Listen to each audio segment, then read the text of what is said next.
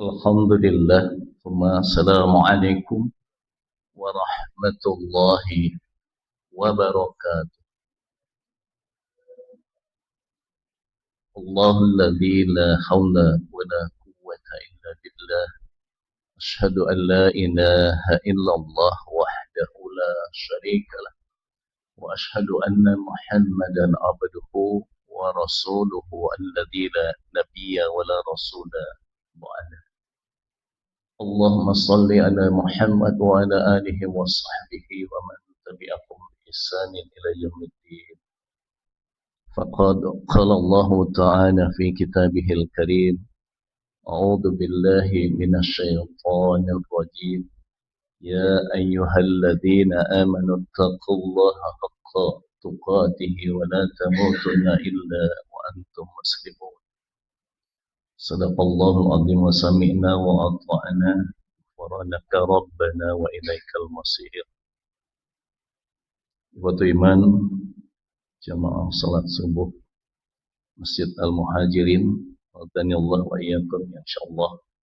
Kita semua dimuliakan Allah Subhanahu wa taala. Alhamdulillah, kembali kita panjatkan puji serta syukur kehadirat Allah Subhanahu wa taala atas nikmat Allah yang masyaallah luar biasa.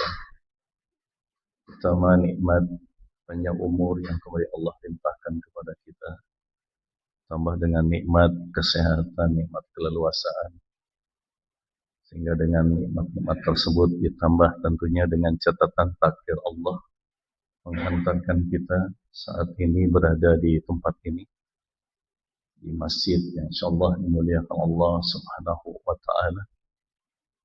Dan baru saja kita juga mewujudkan rasa syukur kita kepada Allah dengan melaksanakan salat subuh berjamaah. Mudah-mudahan ini akan menjadi entry point yang baik buat kita untuk mengisi buku catatan harian kita di hari ini. Insyaallah, mudah-mudahan selanjutnya juga buku catatan harian kita ini akan kita isi dengan segala bentuk kemaslahatan, yang nantinya buku catatan ini akan menjadi pembela kita di hadapan Allah Subhanahu wa taala di yaumul akhir nanti. Dan tentunya pada kesempatan ini masih di bulan Syawal, baru kita beberapa hari, tepatnya hampir setengah bulan meninggalkan bulan Ramadan. Saya menyampaikan doa tahniah, taqabbalallahu minna wa minkum.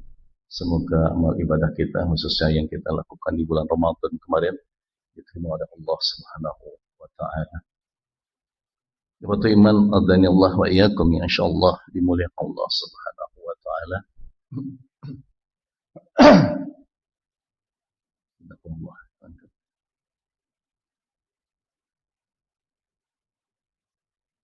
Pada kesempatan ini yang ingin saya sampaikan adalah satu hal yang juga masih berkaitan dengan bulan Ramadan kemarin.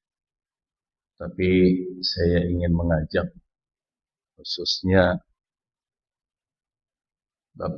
ya hampir sama di banyak masjid ya, yang menjadi member ya, jamaah masjid itu rata-rata usianya 17 tahun.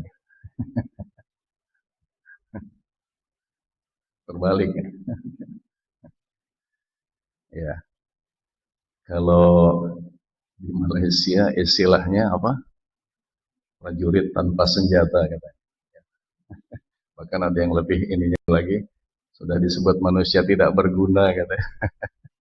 Pensiunan ya. Masya Allah.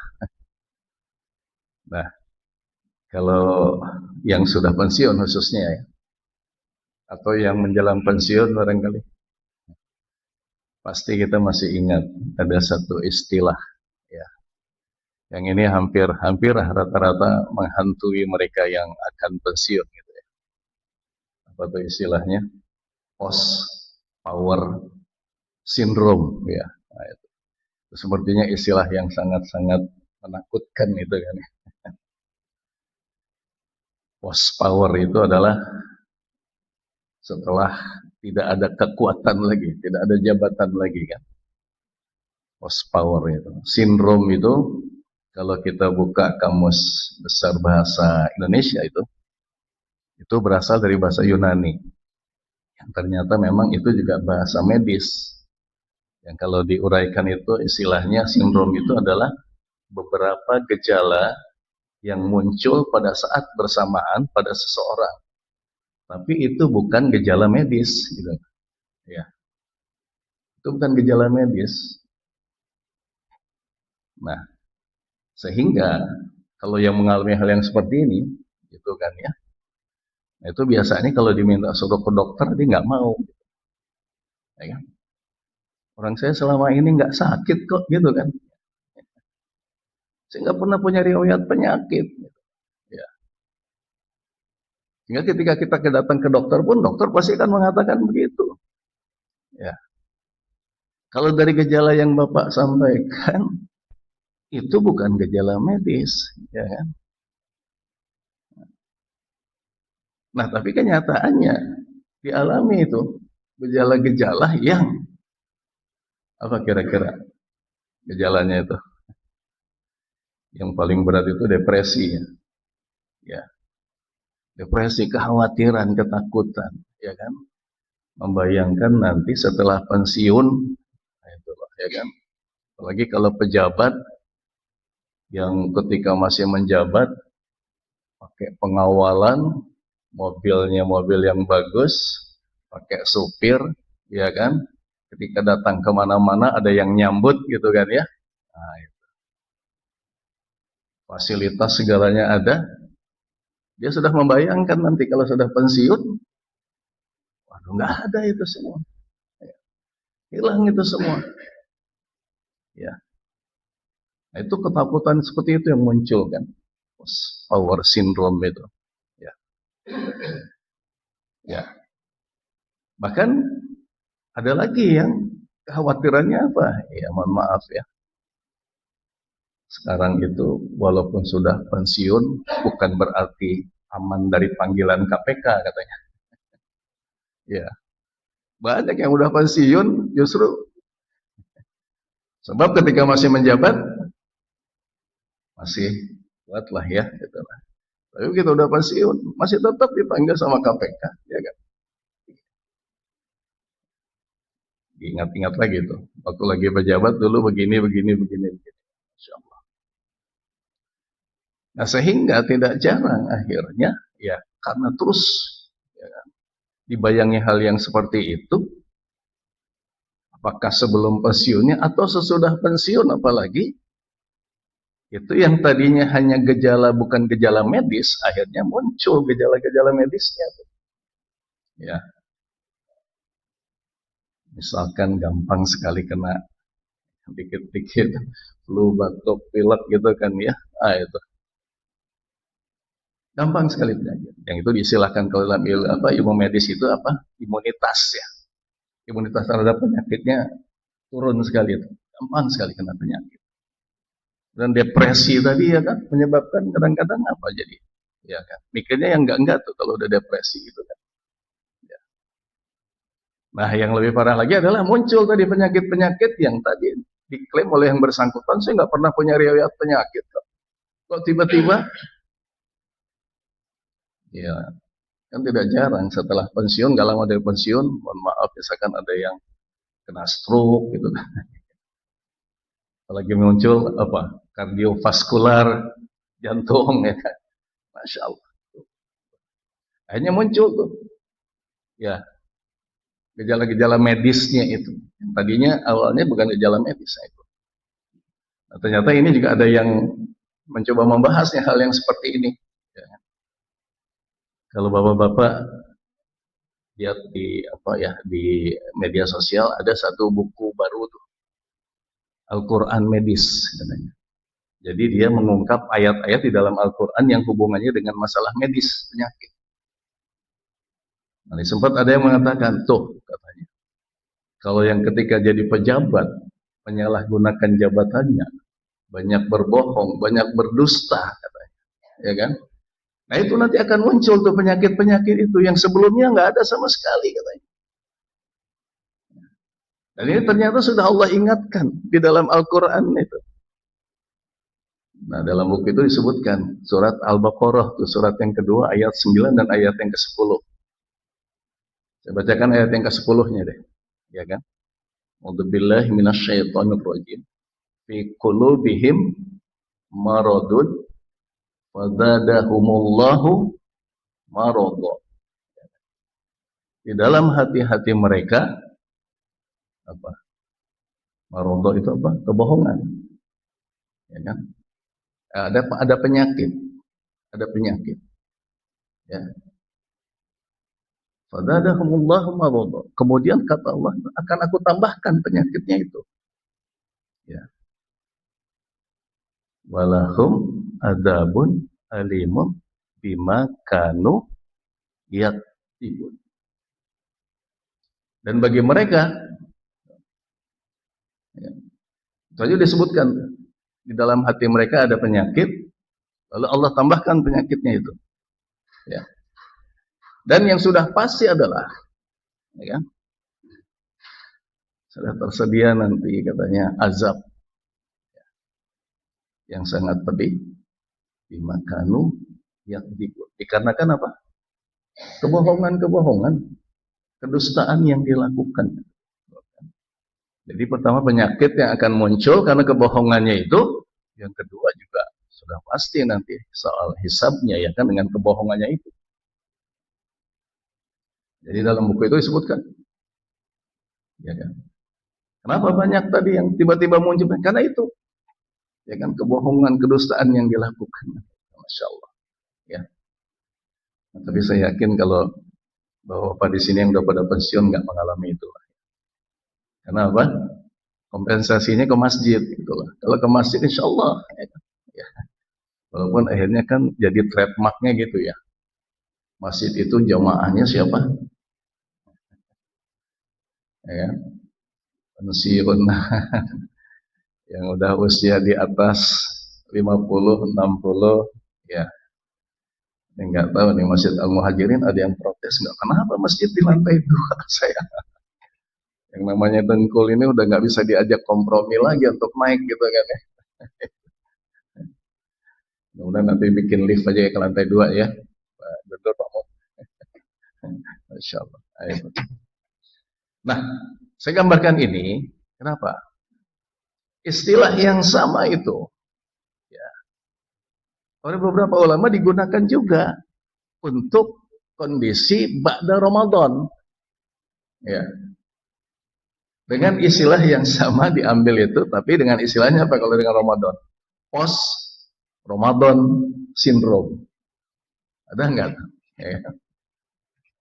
Kekhawatiran, penyakit yang terjadi setelah bulan Ramadan.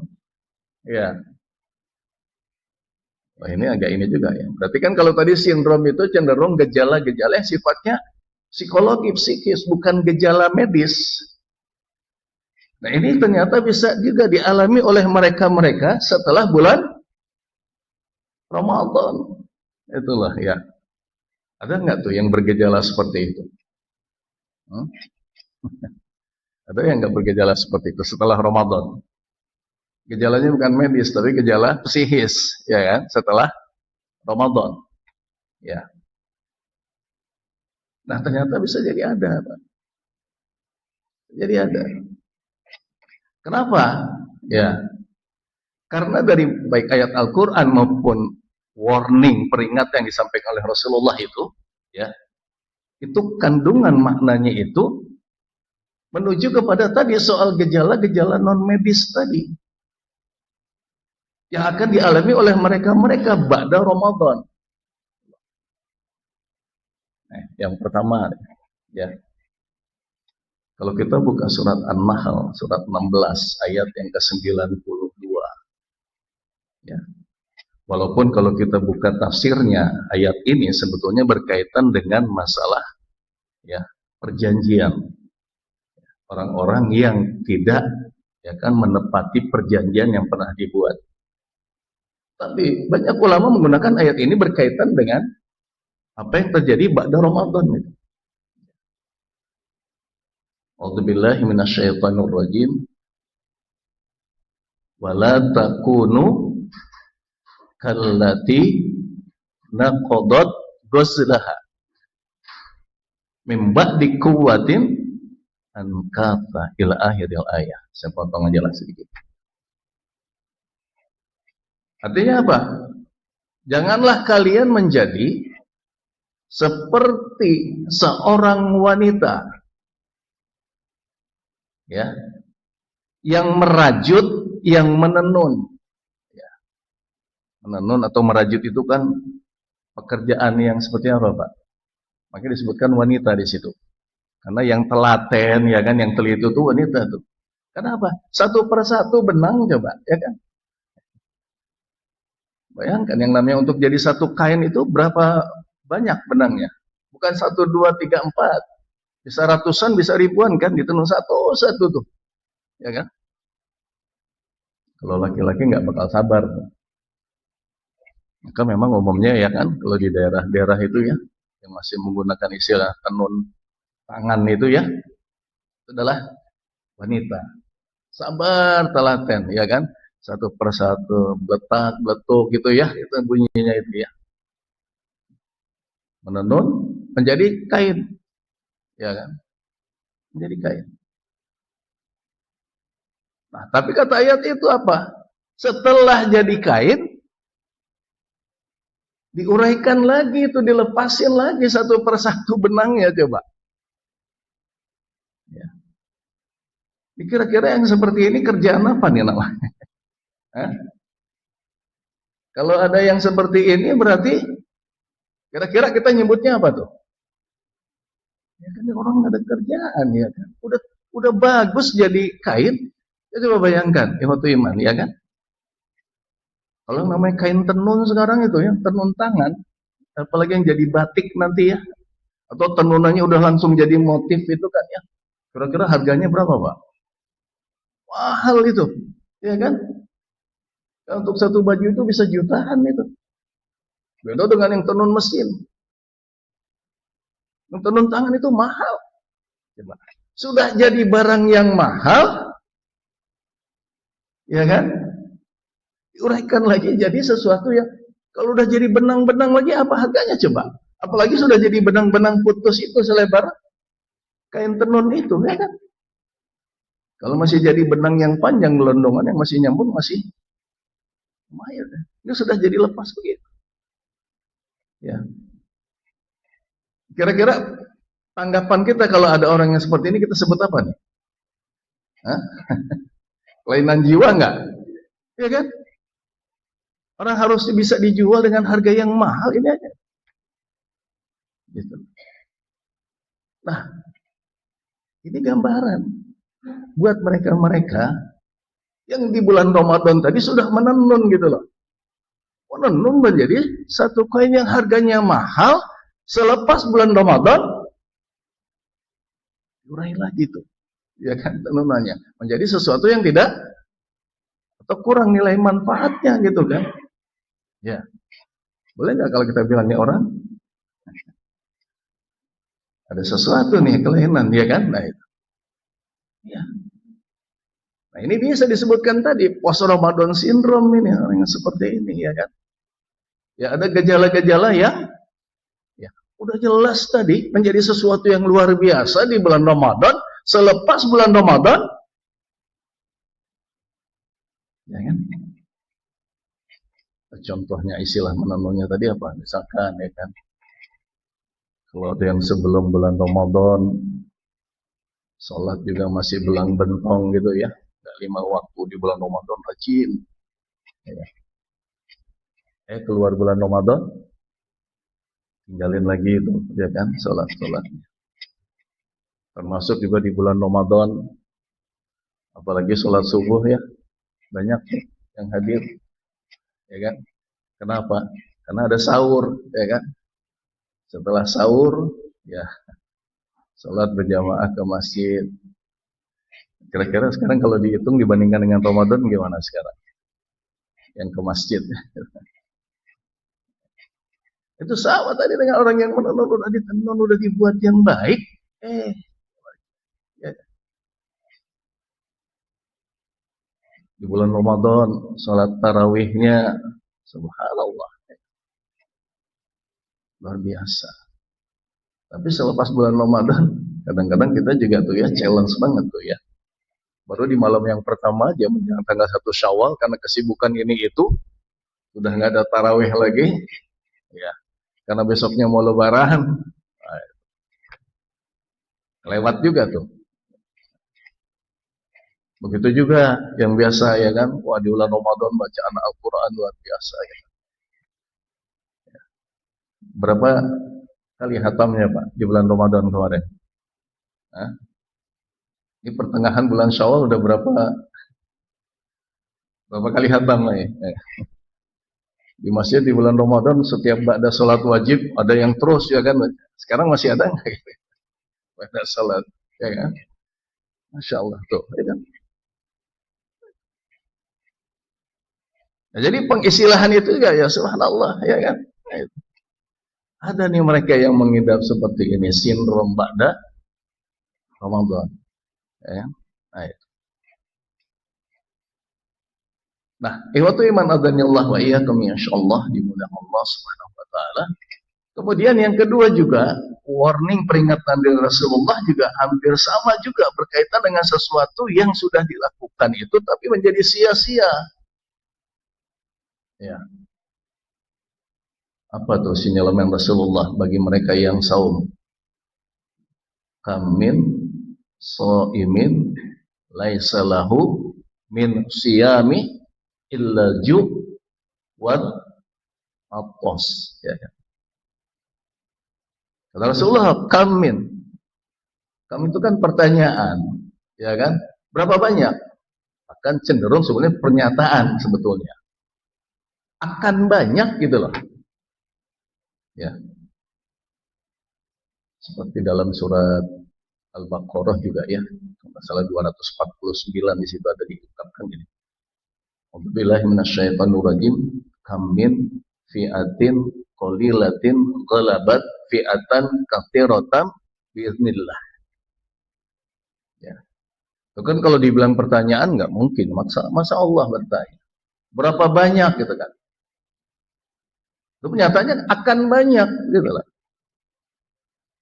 Mereka-mereka yang golongan yang sedikit bisa mengalahkan mereka yang jumlahnya banyak. Ya, biiznillah dengan izin Allah. Ini contoh yang terjadi di Palestina kan ya, jumlah yang sedikit. Allah, ya kan. Lagi sekarang kita ya terkagum-kagum dengan perang Iran dengan Israel dan Amerika ya kan, cuman sendirian lawan ya. Ternyata luar biasa tuh ya, kita selama ini nggak tahu kan, karena di embargo itu Iran. Itu luar biasa, kita terkagum-kagum ya. Kira-kira kalau kita punya berapa rudal Indonesia Pak? Hah? Udah punya berapa rudal? Yang sekelas bisa menjangkau 1000 sekian kilometer, bahkan yang terakhir 4000 katanya ya. Yang ada kalau kita lihat bahkan cuma baso rudal aja yang ada ya kan, rudal yang nggak tahu.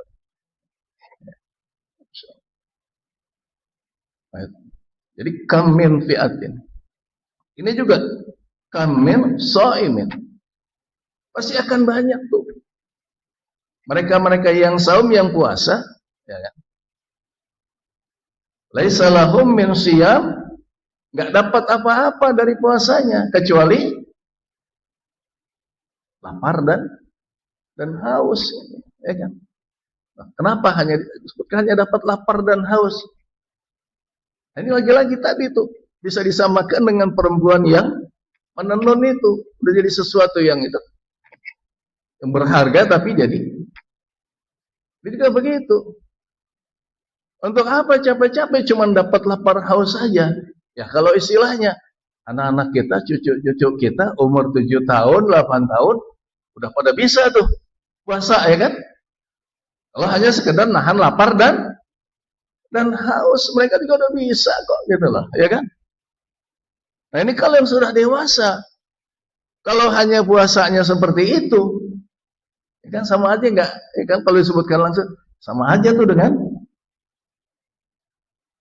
anak cucu kita itu yang umur sekian tahun. Kalau cuma puasanya itu menahan lapar dan haus. Walaupun ya kalau kita ketemu dengan katakanlah siapalah yang juara tinju atau wrestling dan apa yang gelut itu ya, yang badannya gede-gede itu dari mana lah, negara mana, yang non muslim lah. Coba tanyain kepada mereka, kuat nggak suruh nahan lapar dari subuh sampai maghrib? Sebesar apapun badannya, mereka pasti bilang nggak akan kuat. Coba. Mereka kadang-kadang kagum. Oh iyalah, apa umat Islam anak-anaknya umur 7 tahun udah pada bisa tuh. Waduh. Ya kan? Itu bagi mereka karena apa? Tidak ada iman di dalam dirinya. Tapi bisa jadi kalau dia udah jadi muslim, mungkin bisa jadi nanti dia belajar saum, puasa, kuat tuh ya. Nah, jadi ini juga sinyalemen Rasulullah tuh mengingatkan begitu. Ada sesuatu nih yang namanya gejala psikis. Ya. Untuk apa capek-capek, ya kan? Nahan lapar dan haus doang gitu loh. Nggak dapat apa-apa. Ya kan? Nah ini. Jadi ini akan terjadi gitu loh, ya kan? Ya, saya nggak perlu menyebutkan siapa gitu ya. Dan kita nggak perlu menuduh siapalah, ya kan? Tinggal masing-masing aja lah ya coba. Sama juga kan tadi kalau yang pensiunan ya kan, silahkan mendeteksi diri. Ada nggak tuh sindrom itu pada diri kita? Ya kan? Terjadi nggak tuh setelah Ramadan? Ya, kalaupun misalkan jadi penurunan sedikit lah, balikin lagi lah gitu kan ya, ingat lagi. Ya kan? Nah, subhanallah. Nah ini, yang seperti ini terjadi pada Ramadan. Karena itulah waktu iman adhanillah wa iyyakum insyaallah dimulai Allah Subhanahu wa taala. Ya, saya juga enggak akan lama ya karena seperti ajakan saya juga ya. Pagi ini insyaallah kita akan menyuarakan ya aksi kepedulian kita untuk Palestina secara khusus ya, dan lebih ini lagi berkaitan dengan 3 prajurit kita yang gugur di Lebanon. Yang alhamdulillah kemarin jenazahnya sudah datang kemarin sore, sudah disambut luar biasa di Soekarno Hatta. Itu sudah dibawa ke tempatnya masing-masing, itu upacara kenegaraan. Mudah-mudahan mereka menjadi syuhada ya. Dan kita menunjukkan ya kan simpati kita terhadap apa yang terjadi itu. Insyaallah ya. Kalau ada ikhwatu iman yang memang punya keluangan waktu, ayo kita sama-sama dia akan tunjukkan itu. Sebagai apa? Sebagai hujah kita nanti di hadapan Allah. Ya kan? Hujah kita di hadapan Allah ketika kita ditanya, apa sih yang kita lakukan? Ya. Kalau saudara-saudara kita yang menjaga Masjidil Aqsa yang di Palestina, di Gaza, mereka resikonya apa? Kematian nyawa. Kalau kita cuma hanya sekedar jalan ke Monas, ke Gedung Bas itu, apa sih? Nggak ada resiko nyawa ya kan? Masya Allah. Jadi waktu iman adzan wa iyyakum insyaallah Allah Subhanahu wa taala di akhirnya lah. Lalu apa yang bisa kita lakukan untuk bisa terhindar dari tadi post Ramadan syndrome gitu. Ya. Ada beberapa lah. Yang pertama, kalau kita mencontoh para sahabat selepas bulan Ramadan, ya. Kalau mereka dihinggapi kalau dalam sindrom dan positifnya gitu ya kan.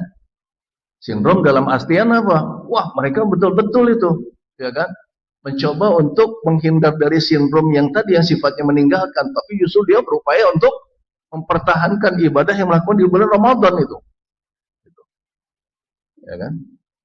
Bahkan coba kebiasaan para sahabat itu meninggalkan, makanya nggak ada istilah tuh kan kita kalau di akhir bulan Ramadan kemarin banyak tuh WA yang berpuisi ya kan? Ya.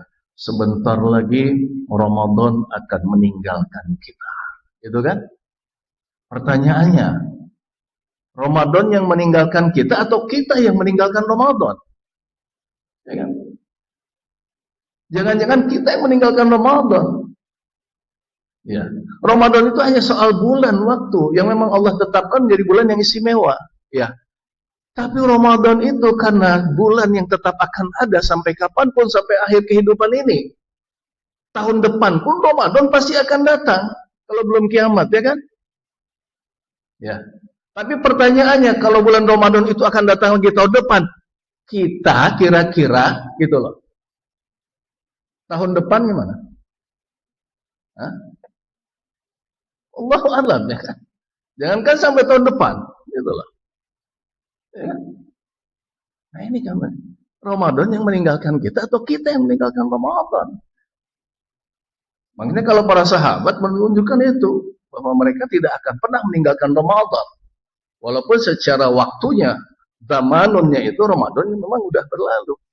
Oleh karena itu sahabat itu para sahabat Rasulullah tadi, selepas bulan Ramadan, ya, kita tetap sehingga tuh 5 bulan ke depannya itu luar biasa tuh, ya kan? Seperti bulan Ramadan juga. Sehingga satu kekhawatiran yang positif bagi mereka apa?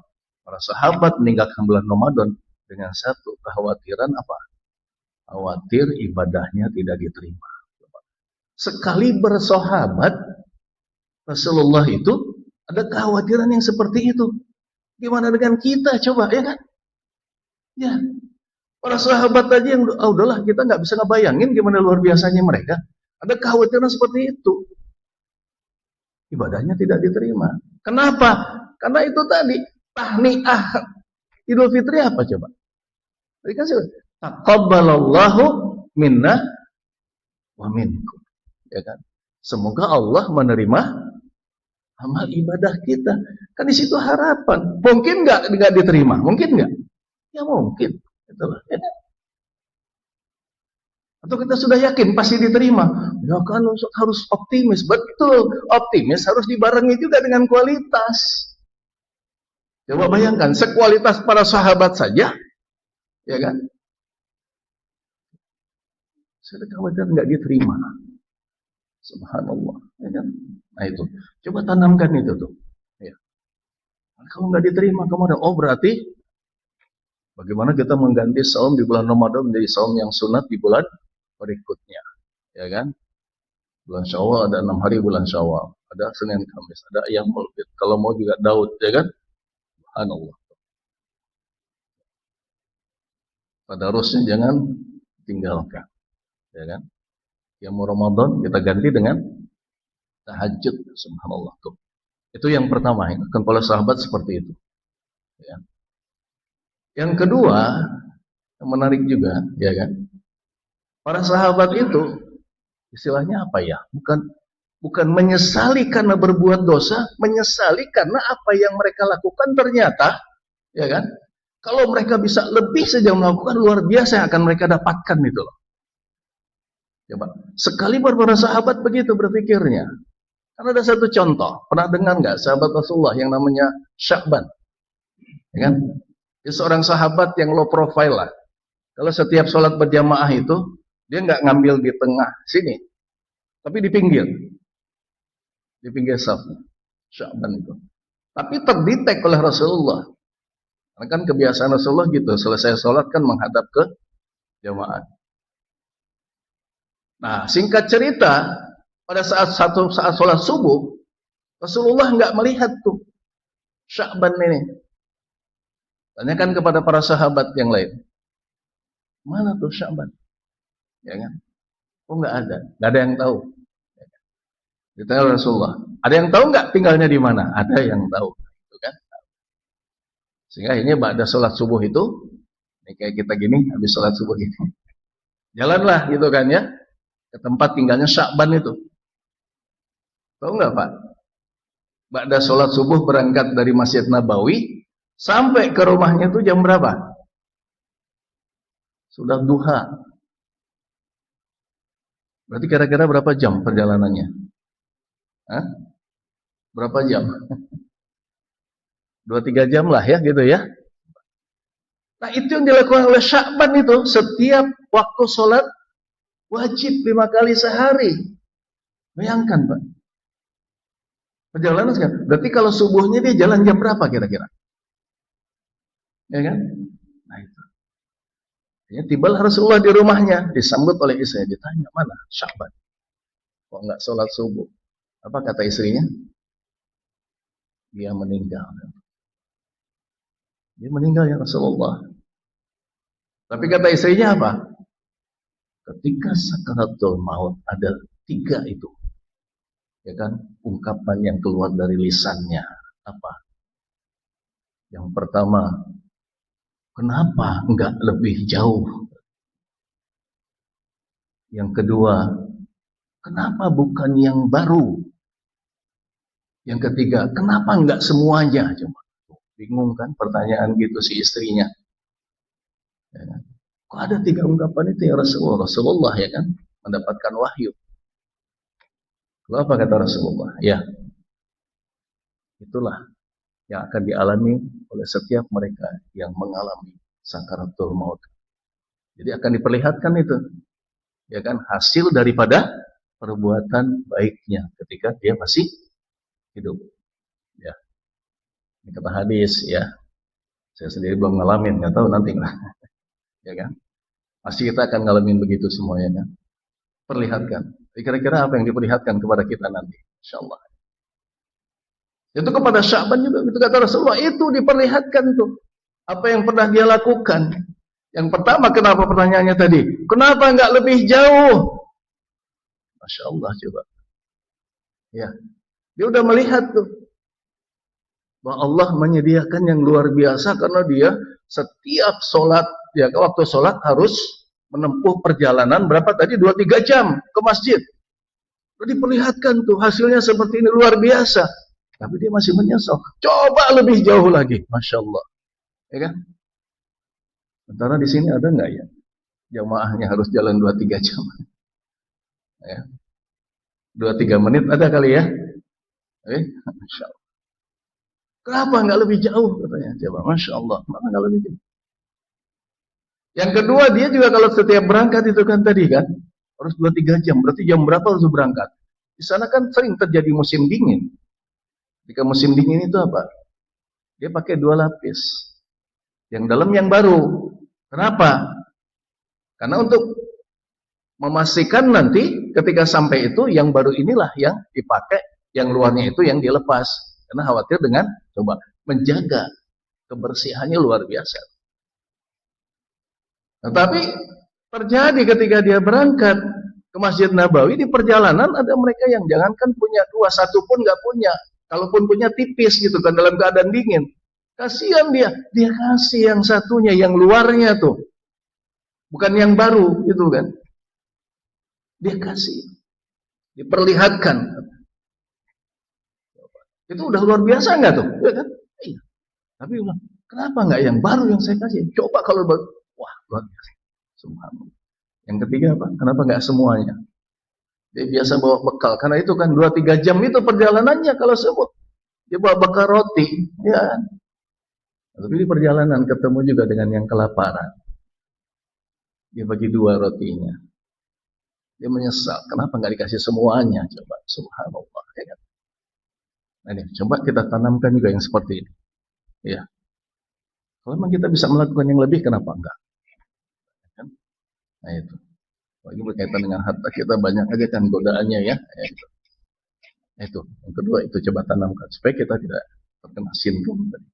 Yang ketiga yang terakhir, ya kita berupaya untuk terhindar atau melindungi diri kita dari perbuatan maksiat sekecil apapun.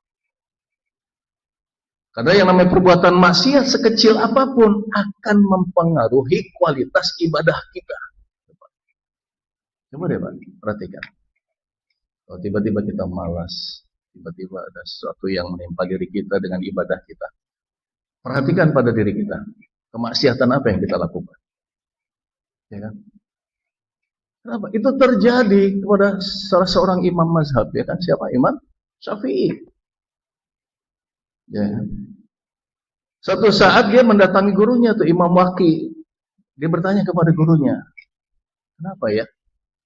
Kok beberapa waktu belakangan ini hafalan saya nih katanya seperti bermasalah. Banyak yang tadinya sudah hafal mau menghafal pun sulit lagi gitu loh. Pertanyaan dia begitu kepada gurunya. Padahal yang kita tahu Imam Syafi'i itu seperti apa? Umur 5-7 tahun itu kan sudah hafiz, ya kan? Biasa. Ada pertanyaan seperti itu kepada gurunya. Lalu apa kata gurunya? Ya. kau melakukan perbuatan maksiat. Coba bayangkan, seorang Imam Syafi'i kira-kira maksiatnya seperti apa? Ya, mungkin nggak maksiatul kubro, maksiat yang besar, nggak mungkin, ya kan? Dia orang yang sangat terpelihara segalanya, tapi subhanallah, ya kan? Sekecil perbuatan maksiat itu mengganggu coba kepada hafalannya beliau. Ya, ketika dia ingat-ingat apa perkataan itu, oh iya, ya, ada beberapa riwayat menyebutkan dia pernah melihat seorang wanita yang menaiki kuda atau unta lah, tersibak itu, ya kan, apa kain panjangnya itu hanya terlihat betisnya, coba, masya Allah. Dan itu tidak disengaja. Yang seperti itu aja sudah dianggap maksiat dan itu mempengaruhi hafalan Imam Syafi'i. Makanya pantas ya kalau kita ya susah banget menghafalin Al-Quran. Masya Allah. Untuk jangan tuh mau menghafal ya kan, mau mendekati Al-Quran aja kadang-kadang ya kan, masya Allah gangguannya banyak. Jangan-jangan ya kan, aduh udah nggak kebayang lah ya maksiatnya seperti apa nih kita gitu ya. Berarti coba aja perhatikan, ya, pemalas beribadah dan lain, hati-hati ya. Dari sekecil apapun kemaksiatan, ya subhanallah ya. Ini aja mudah-mudahan menjadi ya semacam bekal lah buat kita ya, supaya kita tidak termasuk kepada yang terkena tadi apa? Post Ramadan syndrome, ya kan? 3 hal itu cobalah ya kan kita, mudah-mudahan mau ibadah kita diterima, ya kan? Kalaupun kita khawatir tidak diterima, ayo kita tingkatkan ibadah kita. Yang kedua tadi apa? Kalau memang kita bisa lebih baik, kenapa kita tidak lakukan lebih baik? Yang ketiga, hindari sekecil apapun kemaksiatan, karena akan mengganggu kualitas daripada ibadah. Mudah-mudahan bermanfaat ya. Yang saya sampaikan mudah-mudahan bermanfaat. Bila kurangnya mengatakan kita mohon selebar-lebarnya. Ya, mohon izin supaya langsung yang berangkat juga ya ke sana. Kita doakan juga saudara-saudara kita di Palestina, khususnya di Gaza, yang dilindungi oleh Allah Subhanahu Wa Taala. Segera Palestina dimerdekakan oleh Allah. Yang penting lagi adalah Masjid Al-Aqsa sudah lebih dari sebulan ditutup. Umat Islam tidak boleh untuk beribadah, tapi orang Yahudi boleh beribadah. Bayangkan, kalau memang itu didiamkan terus, akan jadi apa Masjid Al-Aqsa itu? Kita doakan juga semoga Allah mengembalikan Masjid Al-Aqsa ke pangkuan kita umat Islam. Dan kita juga ya tidak perlu juga berpolemik soal perang yang terjadi sekarang. Mudah-mudahan Allah menunjukkan yang hak itu hak, yang batil itu batil, dan Allah menghancurkan kebatilan itu. Kita tutup dengan doa kafaratul majlis. Subhanaka Allahumma wa bihamdika asyhadu an la ilaha illa anta astaghfiruka wa atubu ilaik. Alhamdulillahirabbil alamin. Wassalamualaikum warahmatullahi wabarakatuh.